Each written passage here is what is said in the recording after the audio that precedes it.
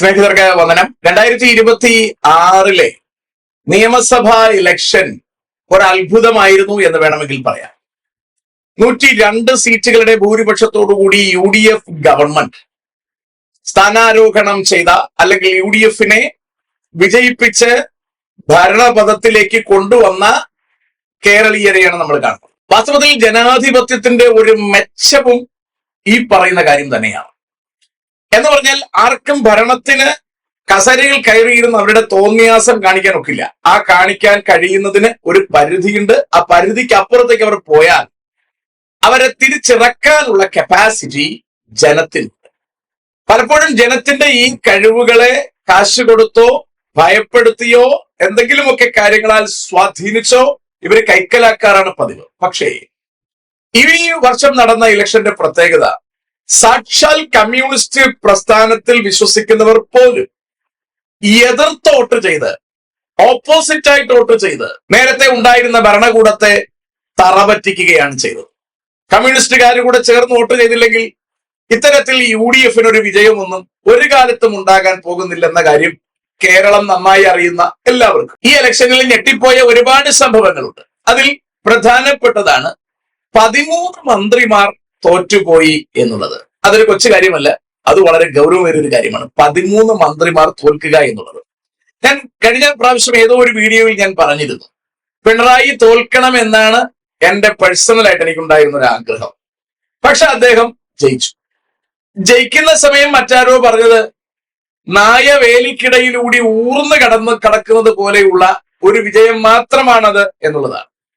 പക്ഷേ എന്നെ അത് ചിന്തിപ്പിച്ചത് ശ്രീ കമാൽ പാഷയുടെ ഒരു അവലോകനമാണ്. അയാൾ പറഞ്ഞത്, പിണറായി നിശ്ചയമായും ജയിക്കണം, ജയിച്ച് നിയമസഭയ്ക്കുള്ളിൽ വരണം, വന്നിട്ട് ഈ സംഭവങ്ങളൊക്കെ പുള്ളി കാണണം എന്നാണ് അദ്ദേഹം പറഞ്ഞത്. പക്ഷെ കഴിഞ്ഞ ദിവസങ്ങളിൽ അല്ലെങ്കിൽ വി ഡി സതീശൻ ഗവൺമെന്റിന്റെ സ്ഥാനാരോഹണം കഴിഞ്ഞ് ഈ വന്ന ആദ്യത്തെ ചർച്ചകൾ, ഗവർണറുടെ നയപ്രഖ്യാപനവും ഒക്കെ ചേർന്ന് വരുന്ന ആ പ്രോഗ്രാമുകളൊക്കെ കൂടെ കഴിയുമ്പോഴാണ് വാസ്തവത്തിൽ എന്താണ് കമാൽ പാഷ ഉദ്ദേശിച്ചത് എന്നതിന്റെ ഡെപ്ത് മനസ്സിലാക്കിയത്. എന്ന് പറഞ്ഞാൽ നേതൃസ്ഥാനത്ത്, ഒപ്പോസിഷനിൽ നേതൃസ്ഥാനത്ത് പിണറായി തന്നെ വരികയാണ്. നമ്മൾ എല്ലാവരും പ്രതീക്ഷിച്ചത് ധർമ്മടത്ത് നേരിയ നിലയിൽ ജയിച്ചത്, അല്ലെങ്കിൽ നേരത്തെ ഞാൻ പറഞ്ഞതുപോലെ വേലിക്കിടയിലൂടെ ഊർന്നിറങ്ങുന്ന ഒരു അനുഭവം ഉണ്ടായ നിലയ്ക്ക് ഇത്തരത്തിൽ ഉയർന്ന പദവിയിൽ ഇരുന്നൊരു മനുഷ്യൻ സ്വാഭാവികമായി ചെയ്യുക, ഇനി ഞാൻ നിയമസഭയിൽ കയറില്ലെന്ന് തീരുമാനമെടുക്കുകയാണ് ചെയ്യുക. പക്ഷെ ആ മനുഷ്യൻ അങ്ങനെ ഒന്നും ചെയ്തില്ല. അപ്പോൾ ആ മൈൻഡിന്റെ കപ്പാസിറ്റി ഏത് നിലയിലാണ് എന്നൊന്നും എനിക്കറിയില്ല. ഒരു ധാർമ്മിക ഉത്തരവാദിത്വമെങ്കിലും കാണിച്ച് സ്വന്തം കുഴപ്പം കൊണ്ടാണെന്നുള്ള കാര്യം തിരിച്ചറിഞ്ഞിട്ട് റിസൈൻ ചെയ്യും എന്നൊക്കെയാണ് പ്രതീക്ഷിച്ചത്. പക്ഷെ അതൊന്നും സംഭവിച്ചില്ല. പിന്നെയും നമ്മൾ ചിന്തിച്ചു, മുഖ്യമന്ത്രിയായി 10 കൊല്ലം ഇരുന്ന ഒരാള് ഒരിക്കലും പ്രതിപക്ഷ നേതാവായിരിക്കാൻ തയ്യാറാവില്ലെന്നാണ്. അതും മാറ്റിമറിച്ചു. അദ്ദേഹം പ്രതിപക്ഷ നേതാവാനും തയ്യാറായി. നമുക്കറിയാം, കരുത്തനായ ഒരു ഭരണാധികാരി എന്ന് അദ്ദേഹത്തെ കുറിച്ച് പാർട്ടിക്കാർ പറയുകയാണ്. പക്ഷെ അദ്ദേഹം ഒരു പരാജയമായിരുന്നു. കാരണം അദ്ദേഹത്തിന്റെ ഭരണത്തിൽ കേരളത്തിൽ സാമ്പത്തിക നിലവാരം മെച്ചപ്പെട്ടില്ല. ശരിക്കും ഒരു ഭരണം നല്ലതായി എന്ന് പറയണമെങ്കിൽ അവിടുത്തെ സാമ്പത്തിക നിലയും ക്രമസമാധാനവും ഓക്കെ ആവണം. അതുപോലെ തന്നെയാണ് ഇന്ത്യയുടെ ഭരണത്തിന്റെ കാര്യവും.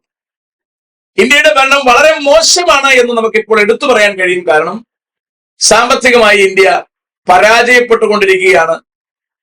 പെട്രോൾ 50 രൂപയ്ക്ക് തരാമെന്ന് പറഞ്ഞാണ് ഇവർ വന്നത്.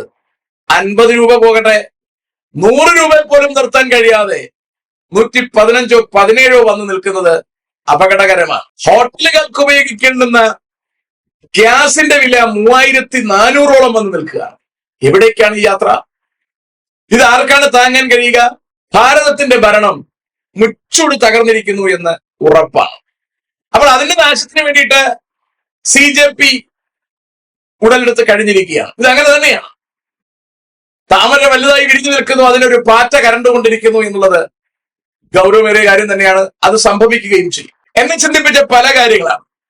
ഇപ്പോൾ നിയമസഭ സമ്മേളനം കണ്ടുകൊണ്ടിരിക്കാൻ നല്ല രസമാണ്. 2 രാജ്യങ്ങളുടെ ഗെയിം നമ്മൾ കണ്ടുകൊണ്ടിരിക്കുന്നത് പോലെ, ക്രിക്കറ്റോ ഫുട്ബോളോ കണ്ടുകൊണ്ടിരിക്കുന്ന ആ ഒരു ഉഷാറോടുകൂടി നമുക്കിത് കണ്ടുകൊണ്ടിരിക്കാൻ കഴിയും. അതിന്റെ അടുത്ത പ്രത്യേകത എന്ന് പറയുന്നത് വളരെ കൃത്യമായ എക്സ്പ്ലനേഷനാണ്. അത് വി ഡി സതീശന്റെ ഭാഗത്തു നിന്നുണ്ടാകുന്ന കൃത്യമായ വിശദീകരണങ്ങളാണ്. അതും വളരെ രസകരമാണ്, ഇൻഫോർമേറ്റീവ് ആണ്. അത് കേരള ജനതയ്ക്ക് വളരെ സന്തോഷം നൽകുന്നതാണ്. അടുത്ത പ്രധാനപ്പെട്ട കാര്യം, ശ്രീ പിണറായി ഇരട്ടച്ചങ്കനാണെന്ന് പാർട്ടിക്കാർ പറഞ്ഞത് ശരി തന്നെയാണ്. അതൊരിക്കലും തെറ്റല്ല. കാരണം ഒരു ഇരട്ടച്ചങ്കില്ലാതെ, ഇരട്ടയാണോ കൂടുതലാണോ എന്ന് എനിക്കറിയില്ല, ഇരട്ടച്ചങ്കില്ലാതെ ഈ നിയമസഭയ്ക്കകത്ത് പ്രതിപക്ഷ നേതാവ് എന്ന കുപ്പായം ഇട്ടിരിക്കാൻ സാധ്യമല്ല. കാരണം ഈ 102 പേരും കയറി അടിക്കുക. അതിൽ അടിയിൽ കടുത്ത അടി വരുന്നത് ശ്രീമാൻ ജി സുധാകരൻ. അയാൾ കഴിഞ്ഞ ദിവസം നിയമസഭയ്ക്കകത്തല്ല പുറത്തു പറഞ്ഞത് പിണറായി നനഞ്ഞ കോഴി എന്നാണ്. അതിന്റെ അപ്പുറം അദ്ദേഹത്തെ പരിഹസിക്കാൻ മറ്റൊരു പദപ്രയോഗം ഉണ്ടെന്ന് എനിക്ക് തോന്നുന്നില്ല. മാത്രമല്ല, രമ്യ ഹരിദാസ് അകത്ത് കയറി നിന്ന് ആടിച്ച് തകർക്കുകയായിരുന്നു. എന്ന് പറഞ്ഞാൽ പണ്ട് മന്ത്രി വീണ പറഞ്ഞ വർത്തമാനം നമുക്ക് ഓർമ്മയുണ്ടാവും. ഞങ്ങൾക്കൊരു കപ്പിത്താൻ ഉണ്ട്. അതേ ഡയലോഗ് തന്നെ ഉപയോഗിച്ച് വാസ്തവത്തിൽ പിണറായിയെ ഉരിച്ച് വരഞ്ഞ് മുളക് തെക്കുക. അവിടെയാണ് ഞാൻ പറഞ്ഞ കാര്യത്തിന്റെ പ്രത്യേകത. മന്ത്രി വീണ പരാജയപ്പെട്ടത് ഭാഗ്യമായിപ്പോയി. അവരുകൂടി ഇതിനകത്തിരുന്നെങ്കിൽ നാണം കെട്ട് തകർന്നു പോയനെ. ഈ മന്ത്രിമാർ പരാജയപ്പെട്ടവർ ഭാഗ്യവാന്മാരാണ്. കാരണം വെളിയിലിരുന്നവർക്ക് ചിരിച്ചാൽ മതി. ജയിച്ചകത്തു വന്നവരുടെ കാര്യം ഗതികേടാണ്. തലങ്ങിനും വിലങ്ങിനും അടിയാണ്. വാ തുറക്കാൻ പറ്റുന്നില്ല. പാപം ബാലഗോപാലനൊക്കെ തോറ്റ് തുന്നമ്പാടി വന്നതാണ്. അവസാനം 1004 1500 വോട്ടിന്റെ ഭൂരിപക്ഷത്തിൽ ജയിച്ചു വന്നതാണ്. കഷ്ടകാലത്തിനാണ് ആ മൂപ്പർ ജയിച്ചതിനകത്ത് വന്നത്. എണീച്ചു നിന്ന് എന്തെങ്കിലും പറയും, അതിനു മുമ്പേ അടി ഉച്ചനിലയ്ക്ക് വീഴുക. അവർ ഭരണം മതിയാക്കി ഇറങ്ങിപ്പോകുമ്പോൾ ഖജനാവ് നിറച്ച് കാശ് കിടക്കുകയായിരുന്നു എന്നൊക്കെ വീമ്പിളക്കിയിട്ടാണ് പോയത്. അതൊക്കെ ശ്രീ വി ഡി വളരെ രസകരമായി എല്ലാവർക്കും മനസ്സിലാകാൻ പാകത്തിന് വിശദീകരിച്ച് ബാലഗോപാലന്റെ വീര്യം കെടുത്തി കളഞ്ഞു. അതിനകത്ത് പെറ്റുകിടന്ന പൂച്ചകളെയും പൂച്ചക്കുഞ്ഞുങ്ങളെയും പുറത്തിറക്കി നാട്ടുകാർക്ക് കാണിച്ചു കൊടുത്തു. പിന്നീട് വന്ന ബാക്കി വ്യക്തികൾ, കുന്നത്തുനാട് ശ്രീ സജീന്ദ്രൻ MLA, അദ്ദേഹമൊക്കെ പറഞ്ഞത് പിണറായി വെറുതെ വറുക്കുകയായിരുന്നു. ഇനി ആരാണ് വറുക്കാതെ പോയത്? ഗവർണറുടെ നയപ്രഖ്യാപനത്തെ സപ്പോർട്ട് ചെയ്തുകൊണ്ട് ശ്രീ വിൻസെന്റ് നടത്തിയ പ്രസംഗത്തിന് സപ്പോർട്ട് ചെയ്തുകൊണ്ട് നടത്തിയ പ്രസംഗങ്ങൾ എന്നും പറഞ്ഞാണ് ഇവരെല്ലാവരും കയറി ഒരറ്റത്തുനിന്ന് അങ്ങേയറ്റം വരെ ജയിച്ചകത്ത് കടന്നു വന്ന പാവം 35 എണ്ണത്തെ വാരിയിട്ടടിക്കുകയായിരുന്നു. അതിൽ മന്ത്രിമാരുടെ കാര്യമാണ് കഷ്ടം. റിയാസ് പതിയെ മൂലയ്ക്ക് ഒതുങ്ങിയിരുന്നങ്ങ് ഉറങ്ങാണ്. ഒന്നും മിണ്ടുന്നില്ല. പുള്ളിക്കറിയാം എഴുന്നേറ്റ് ചാടിയാൽ അടി ഉറപ്പാണ്. അതുകൊണ്ട് മൂപ്പര് പതിയെ ചാരിയിരുന്ന് ഉറങ്ങുകയാണ്. പക്ഷെ പിണറായിക്ക് ഒന്നും ചെയ്യാൻ പറ്റാത്തൊരവസ്ഥയാണ്. അതാണ് കഴിഞ്ഞ ദിവസം ആരോ പറഞ്ഞത്, മേൽക്കൂരയില്ലാത്ത കോഴിക്കോട് പോയില്ല ഇവരുടെ ഗതി. മൊത്തം നനഞ്ഞ് ചതകുണക്കാൻ പോലും നിവൃത്തിയില്ലാതിരിക്കുന്ന 35 പേർ. അതിൻ്റെ ഇടയിൽ കൂടി വന്ന 3 താമരക്കാരും കൂടി കയറി ഇവരെ അടിക്കുകയാണ്. ചുരുക്കി പറഞ്ഞാൽ തോറ്റപ്പോ കിട്ടിയ മനപ്രയാസത്തെക്കാൾ ഏറ്റവും വലിയ പ്രയാസം നിയമസഭയ്ക്കകത്ത് കിടന്ന് ഇവർ 5 കൊല്ലം അനുഭവിക്കാൻ പോകുന്നതാണ്. ഇത് പരാധീനതയാണ്, ഇത് ഗതികേടാണ്. വേറൊന്നും പറയാൻ നിവൃത്തിയില്ല. ശ്രീ വി ഡി 10 ദിവസത്തെ ഹൈക്കമാൻഡിന്റെ കാത്തിരിപ്പിന് ശേഷമാണ് ശ്രീ വി ഡി സതീശനെ കേരളത്തിന്റെ മുഖ്യമന്ത്രിയായി നിയമിക്കുന്നത്. വി ഡി അല്ലാതെ മറ്റാര് വന്നെങ്കിലും പരാജയപ്പെട്ടു പോയേനെ. വി ഡി വളരെ കാര്യഗൗരവമായി കാര്യങ്ങൾ ഓരോന്നിനെ കുറിച്ചും പഠിച്ച നിശ്ചയമായി കാര്യങ്ങൾ ഭംഗിയായി ചെയ്യുന്നു. നല്ലൊരു കേരളം നമുക്ക് ലഭ്യമാകും എന്ന് പ്രതീക്ഷിക്കാം. ഇപ്പൊ പ്രതീക്ഷിക്കാൻ ഒരു വകയുണ്ട്. കോൺഗ്രസ് പാർട്ടിക്കാർ, അതിന്റെ MLA മാർ, അതിന്റെ മന്ത്രിമാർ തമ്മിലടിക്കാതിരുന്നാൽ, അവർ ഐക്യതയോടെ നിന്നാൽ, ടീം UDF ആയിട്ട് അവർ നിന്നാൽ നിശ്ചയമായും നമ്മുടെ കേരളത്തിനൊരു പുരോഗമനം ഉണ്ടാകുമെന്ന കാര്യത്തിന് സംശയം വേണ്ട. ഏതായാലും തോറ്റ MLA മാർ അല്ലെങ്കിൽ തോറ്റ മന്ത്രിമാർ ഭാഗ്യവാന്മാരാണ്. അവർക്ക് ഇതിന്റെ അകത്ത് കിടന്ന് അളിയേണ്ടി വരുന്നില്ല.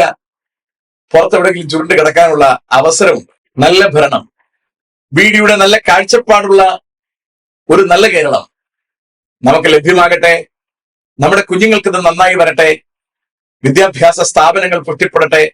ആരോഗ്യ മേഖല പുഷ്ടിപ്പെടട്ടെ. നമ്മുടെയൊക്കെ കുഞ്ഞുങ്ങൾക്ക് നമ്മുടെ രാജ്യത്തിൽ സ്വസ്ഥമായും സന്തോഷമായും ജീവിക്കാനും പണിയെടുക്കാനും നമ്മുടെ രാജ്യത്തിന്റെ പുഷ്ടിക്ക് വേണ്ടി പ്രവർത്തിപ്പാനും ഭാഗ്യമുണ്ടാകട്ടെ എന്ന് ആശംസിക്കുന്നു. എല്ലാവർക്കും നന്ദി.